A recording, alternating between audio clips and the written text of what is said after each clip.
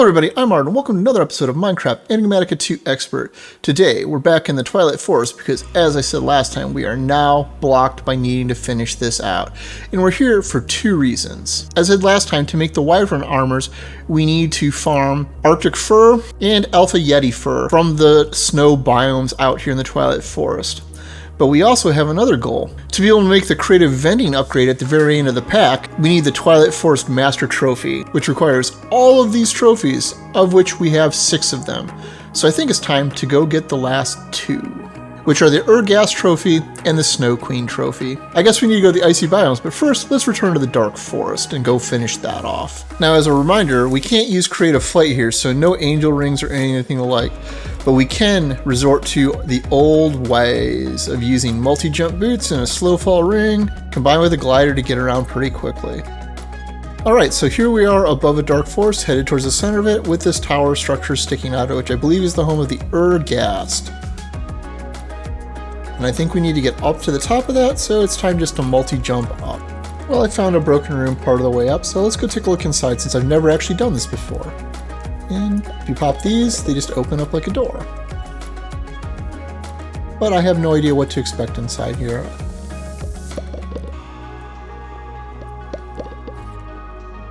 Apparently a huge broken structure. Okay, so far I didn't find anything really interesting here, but here I am at the top of the dungeon, and I think that's its spawner right there. You can supposedly fight this thing by using their gas traps, which that looks like one of them right there, or you can just fight it normally. Also, it has normal gas as guards for the most part.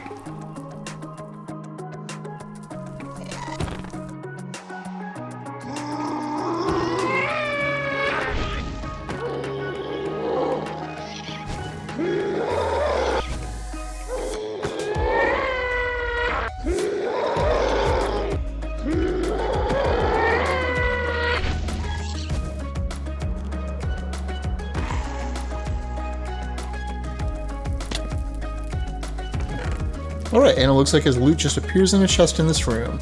I will say that fighting these gaslings in the room with the traps, it seems to be a good source of gas tears and gas chunks for making the mystical agriculture seeds. So this is actually useful in a way, although that noise from the trap is annoying. And it occurred to me after I killed all of the easy ones that I should really get one of these in a soul vial so I can use them in my mob farm to get gas tears. And why, of course, I threw it. So I was wandering around trying to find a snowy biome because I realized I've never found one, and I found something I've actually never seen before, which is this weird mushroom forest thing. I've never seen this before. This is all brand new and weird looking to me. Kind of looks a bit like the Lich's Castle, but it's a mushroom. But I just checked the wiki. It's a work in progress. There's nothing in this. That's disappointing because this is really neat looking. Oh well. So for the record, if you see these on the map here, and this area will be in white, as you can see coming up on the radar, this is not the snow biome, this is the area after it, and the castle for the end game. We can't go in here without getting hurt. And more to the point, we don't need to go in here because this is still mostly a work in progress that isn't done. Okay, so I found the snowy biome, and I found the Yeti's lair, which is down there. I've also found the glacier and the Snow Queen's tower over that way. The problem is, we need to find 2 of these, because one, we need to legitimately kill the Alpha Yeti to progress it and get the trophy.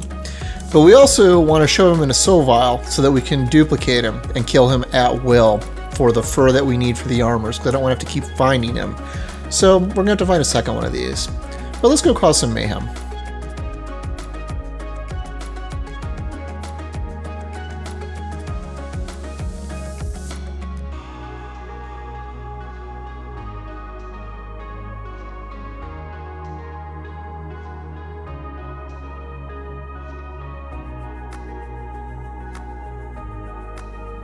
What am I doing? I have a modern solution for this problem. Why am I using my sword? Let's try this again, shall we?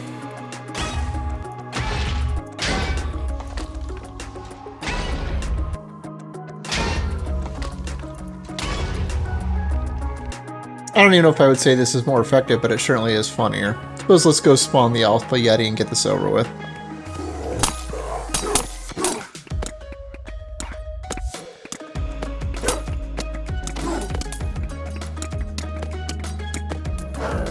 Well, he wasn't any harder than expected, but he was kind of a pain to fight because of the pushback that he was constantly doing to me. I could have used a bow and it probably would have been fine, but, well, Let's go find another one and toss him in the soul jar, and then we go check out the Snow Queen's palace.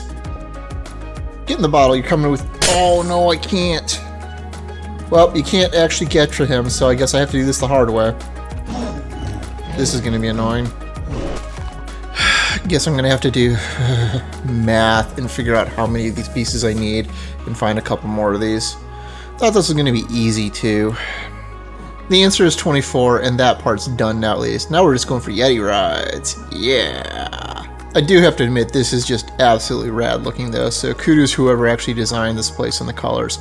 Plus, penguins. Hello, friend penguins! I'm totally not going to kill you all. I suppose let's go crack into the top of this thing and cheat our way to the win. Okay, I'm pretty sure I found the Snow Queen's room. I don't know how this fight goes. This could go terribly, but I suspect it's going to be just as easy as everything else.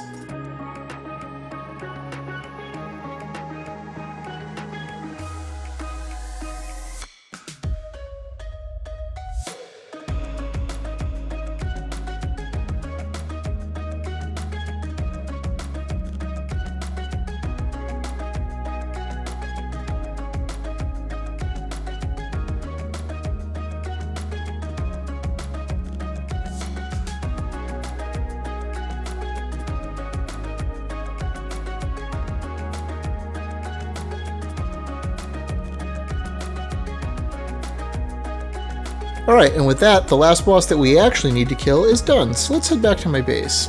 And now with all of the bosses done, we can now make the trophy. The one catch is we need a crystal matrix from Avarita, but the catch is we need a crystal matrix from Avaritia, which is just a bunch of crystal matrix ingots, which is just diamond lattices and nether stars, which we've made previously because there's nothing surprising here. So let's put this together. And now we have the first step towards the creator drawer. Or actually, it's probably, who knows how many, it's like 15, 20th step, I don't know, I haven't looked at the recipe. But this is the first important one that actually requires a ton of progress to get to. So, we're pretty much done with the Twilight Forest now. So one more thing checked off the, well, not the quest log, because there's no quest entries for this, sadly, but one more thing off the checklist that we don't have to worry about, and now I can make the armors for Draconic Evolution and finish through that as well. You know what? I lied. There's one more thing I want to do. I'm actually exploring these giant oak trees in the starting forest for the Twilight Forest, looking for leaf dungeons up in the top of the trees. I have my scanners set to look for chests. If we set it off, you can see that there's a chest inside this leaf block right here, which is a tiny little mini dungeon with a spider spawner in it and a chest. If we just bash our way in, you can see the spider spawner right there.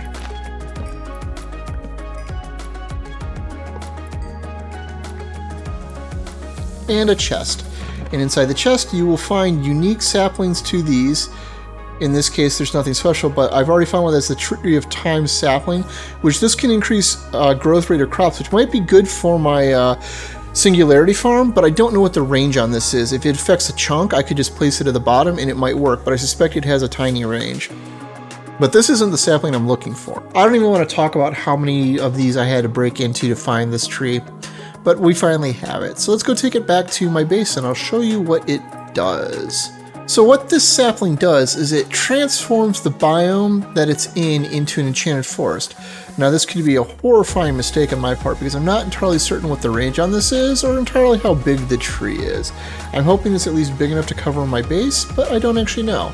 Because one of the big things about the Enchanted Forest biome, it's a neutral biome for bees, which means if I actually want to do more with forestry bees, which I probably am not going to, but just in case, it means it becomes neutral for pretty much every single bee type, and I don't have to mess around with the alliviaries and whatnot to try to moderate temperatures and whatnot. So let's plant this and see how this works. Well, it's certainly a pretty effect. I don't actually know how long it takes to change the biome though, but currently it's still a snowy forest or cold beach depending on where you're standing. But we'll give it some time and we'll see what happens. But that's at least a decent pattern. That's kind of pretty looking. If you found this video interesting and entertaining, please consider leaving a like or subscribing if you're new. As always, I'm Ard. Thank you for watching, and have a nice day.